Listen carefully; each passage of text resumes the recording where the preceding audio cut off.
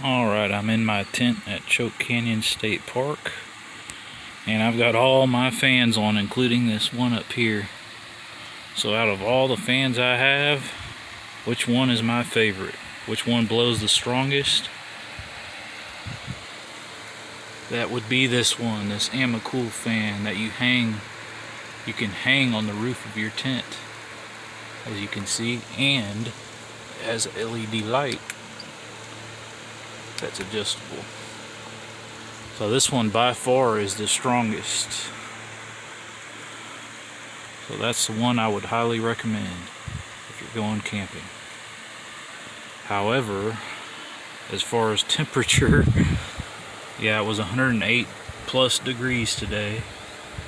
Inside temperature is 94, outside temperature is 92. So what is up with that?